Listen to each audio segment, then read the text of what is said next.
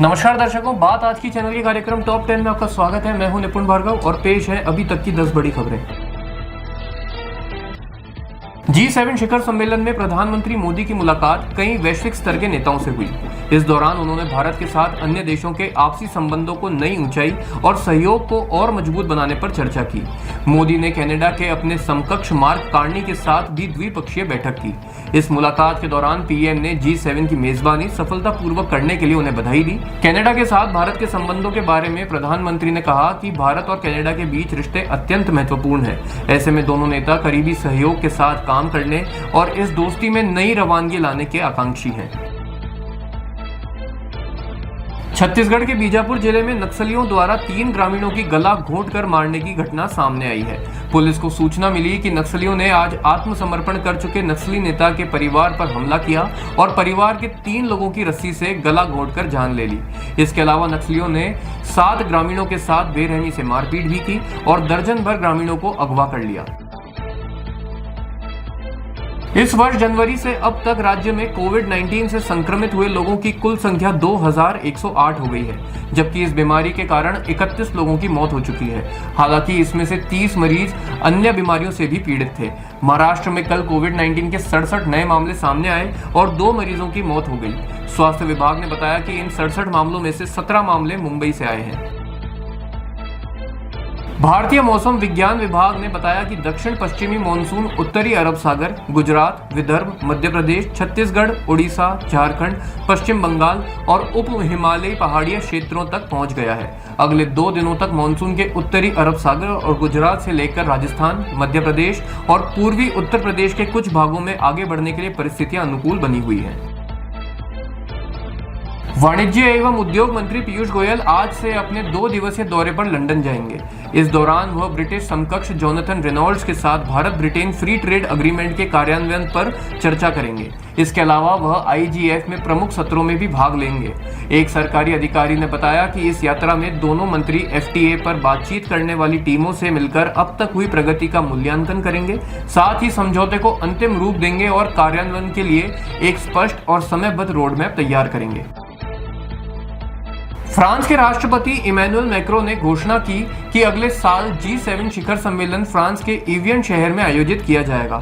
उन्होंने बताया कि एवियन और उसके आसपास के क्षेत्र ने इस अंतर्राष्ट्रीय सम्मेलन को आयोजित करने के लिए अपनी प्रतिबद्धता दिखाई है।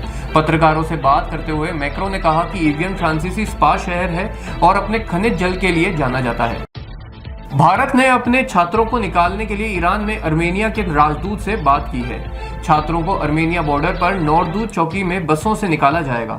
बता दें कि ईरान में 1500 कश्मीरी छात्रों सहित लगभग 10,000 भारतीय फंसे हुए हैं। ईरानी विदेश मंत्रालय ने कहा है कि मौजूदा हालात में देश के हवाई अड्डे भले ही बंद हैं, लेकिन जमीनी सीमाएं खुली हैं। ईरान और इजराइल के युद्ध के बीच फंसे 600 भारतीय छात्रों को भारतीय दूतावास ने सोमवार को कॉम स्थानांतरित किया था। इनमें से उर्मिया यूनिवर्सिटी के 110 छात्रों को अर्मेनिया भेजा गया था, जिनमें से 90 छात्र कश्मीरी हैं। मंगलवार को ये छात्र अर्मेनिया की राजधानी येरेवन पहुंच गए। अब आज इनको हवाई जहाज से दिल्ली लाया जाएगा।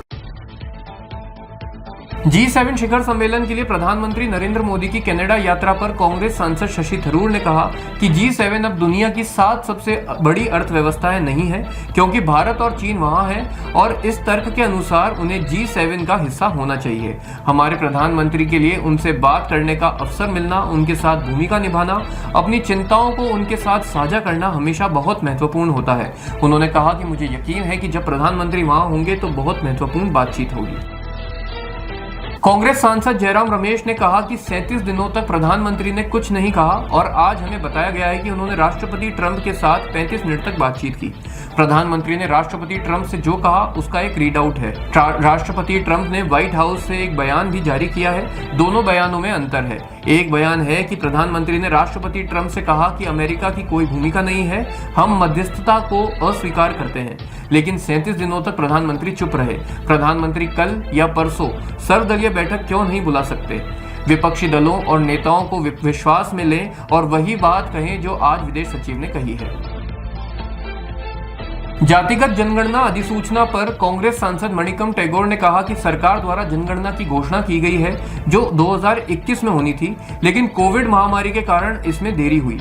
चूंकि विपक्ष के नेता राहुल गांधी लंबे समय से संसद में जातिगत जनगणना का मुद्दा उठाते रहे हैं, इसलिए सरकार ने कैबिनेट बैठक के बाद जातिगत जनगणना की घोषणा की, लेकिन इसके लिए कोई पैसा आवंटित नहीं किया गया है। सिर्फ नाम के लिए जातिगत जनगणना नहीं होनी चाहिए। वहीं सिक्किम के मुख्यमंत्री के राजनीतिक सचिव और सिक्किम क्रांतिकारी मोर्चा के प्रवक्ता विकास बसनेत ने कहा कि हम राज्य में जनगणना करने के लिए आने वाले सभी टीमों का समर्थन करेंगे।